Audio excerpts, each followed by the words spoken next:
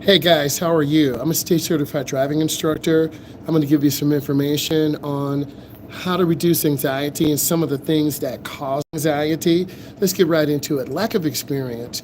No matter how long you drive, there will always be situations where you don't have experience. This could be heavy fog, this could be rain, this could be heavy traffic from a downtown New York, downtown Chicago, downtown Detroit.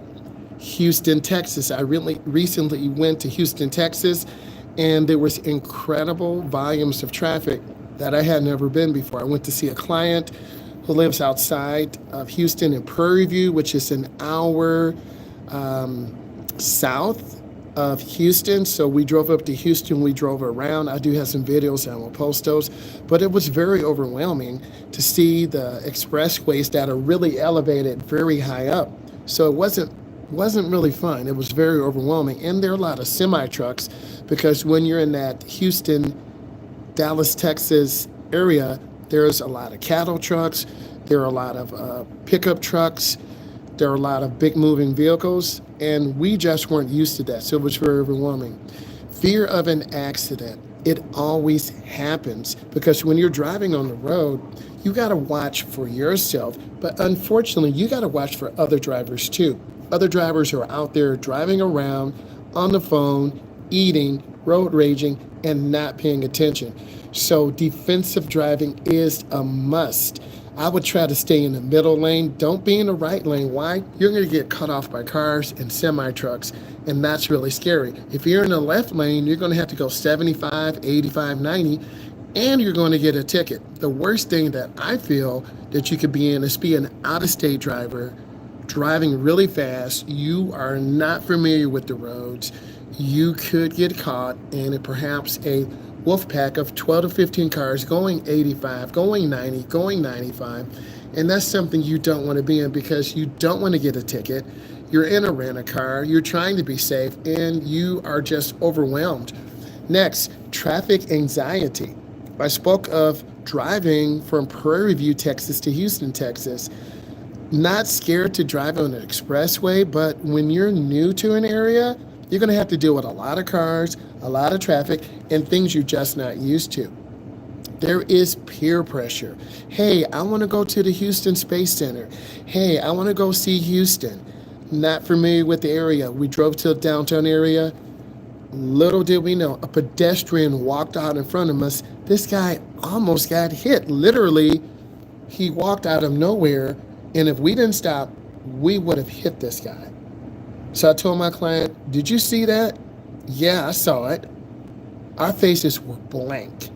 Do you hear what I'm saying? Blank. So what I need you to do is have that defensive driving mentality and watch out for pedestrians. We made it to downtown Houston. We traveled around, but it was kind of scary. Fear of failure. Anxiety related to the pressure of passing your driving tests. Going from Houston to Prairie View, going from Prairie View to Dallas, Texas. We did not have a lot of time. The client I was seeing was getting ready for a NFL tryout, and we had to be back on campus to do some videos and talk to the client, but we wanted to drive around. How many times are you ever going to be in Texas trying to get down to the Houston Space Center? Unfortunately, we did not make it down to the Houston Space Center. Fear of failure. That always happens to us all the time. I'm here talking to you right now. I could have fear of failure, my phone dying, my phone falling. I'm recording the session, someone could come in and interrupt me, but you have to take a step back. There are a lot of things you can't control. Driving is one of the elements you can't control because we don't control what other adults or other teens do out there. We had a client yesterday who died 21 or 22 on a motorcycle, driving too fast on the street, driving at a high rate of speed. A vehicle was making a left turn. The motorcycle clipped the back. The motorcycle stopped. The guy flew off the motorcycle and died on impact. It's called the kryptonite quotient. You're young, you think you can do anything. You're not invincible. So it takes common sense. Our hearts are out to the family who lost that young man who hit, this happened yesterday. He hit the back of a truck making a left turn and he flew off the bike. You've seen those daredevils, young ladies, young men, flying through traffic on that motorcycle, that crotch rocket, 1,000cc motorcycle. It was crazy. So you want to be careful. Financial worries. We always worry. I'm driving a car right now, needs an oil change, new brakes, new tires. It's money. Many people living paycheck to paycheck. I'm keeping it real with you. So, you take care of your bills, you pay your house first, right? You pay your utilities, then you get some food. Now you got to try to make it during the week. It takes about $20 to get through a couple of days of driving. This is driving about 20 miles. It's really about 40 miles round trip, 20 miles from the house, 20 miles to the lab, 20 miles from the lab, and back home.